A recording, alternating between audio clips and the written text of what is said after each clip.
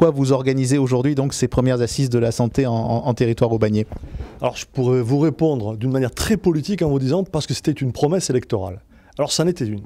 Nous avions dit dans notre programme électoral, bien évidemment que nous étions soucieux et préoccupés par les problématiques de santé sur notre territoire et que bien évidemment nous ferions en sorte de réaliser, de mettre en place des assises. Alors ça veut dire quoi une assise? C'est tout simplement le fait qu'il y a dans un même lieu, dans un même temps, l'ensemble des acteurs du monde de la santé qui se regroupent, qui échangent et qui discutent.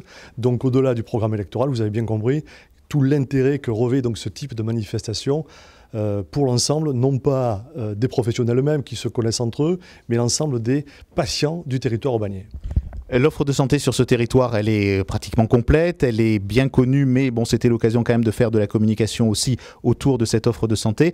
Par contre, malgré toutes les compétences, il y a quand même aujourd'hui un phénomène de fuite vers Marseille, pour être extrêmement précis, qui peut poser problème. Et c'est aussi pour ça que vous avez organisé ces rencontres, c'est pour mobiliser un petit peu ? Alors on pourrait aborder le sujet de cette manière. Moi je préfère l'aborder de la manière suivante. Nous avons sur le territoire aubagnais des personnes d'un certain âge.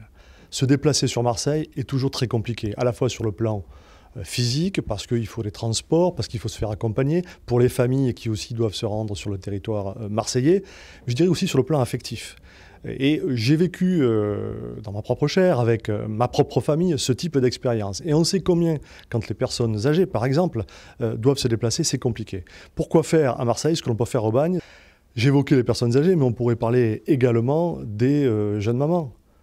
Une jeune maman aubagnaise devra-t-elle dire demain « j'ai mis un bel enfant au monde, c'est un petit Marseillais » La réponse est non. Est-ce qu'on n'est pas finalement sur un problème qui, au-delà du problème santé, est un problème d'attractivité en général et du fait donc de dire il faut que le territoire soit encore plus attractif que ce qu'il n'est? Vous me parlez d'attractivité, moi je préfère parler de qualité humaine dans ce cas-là. Quand on est sur la santé, il faut faire attention aux mots. Les éléments économiques sont un vecteur important, il faut y faire très attention, il faut s'en occuper, il faut s'en préoccuper. Mais tout de même, on est sur de l'humain. Et l'humain, parfois, il faut le regarder de près et faire abstraction de ces notions financières. Aujourd'hui, comment voyez-vous cette problématique de santé sur le territoire? Et là aussi, en raisonnant en termes un petit peu, même s'il n'y a pas que les aspects économiques d'attractivité, comment faire en sorte pour que cette offre de santé d'Aubagne se démarque et soit mieux connue? D'abord, il faut poser le problème. Est-ce que les hommes politiques, que ce soit le maire, le député ou tous les autres, ont à se charger des problèmes de santé de leur territoire? Bien évidemment. Personne ne comprendrait qu'on ne puisse s'engager sur un sujet qui est un sujet éminent pour les Françaises et les Français, et donc pour les Aubagnais. Donc c'est la première idée. Et le maire a eu raison, et c'est pour ça que je viens bien sûr lui apporter tout mon soutien, il a eu raison de réunir la communauté. Que ce soit la communauté publique, que ce soit la communauté privée, il faut trouver des moyens, des voies et des moyens pour faire en sorte que ce territoire soit un territoire attractif de ce point de vue-là.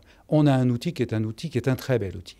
Le problème, c'est qu'il faut faire en sorte qu'il perdure, qu'il soit pérenne, qu'il reste finalement à la disposition du territoire aubagnais.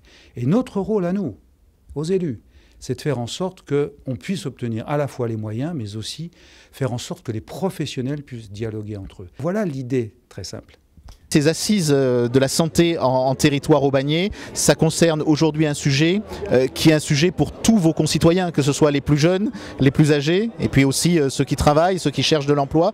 Aujourd'hui, la santé, c'est un secteur qui n'est pas délocalisable, donc il y a aujourd'hui des possibilités de capitaliser sur les établissements que vous avez sur votre territoire. Oui, absolument. Et on a vraiment, ici au Bagne, on n'a pas à se plaindre. On a des équipements qui sont très performants, on a tout un panel de professionnels extraordinaires. Et donc notre boulot à nous, élus, et c'est un petit peu le but de ces assises de la santé, c'est faire savoir qu'à Aubagne, on a du matériel, on a maintenant 2 IRM, on a des établissements publics et privés qui peuvent parfaitement fonctionner en partenariat. Donc nous voulons communiquer là-dessus et surtout créer des ponts entre ce public, le public et le privé. Quelqu'un me disait tout à l'heure, la santé, qu'elle soit publique ou privée, c'est toujours la santé, vous l'avez dit.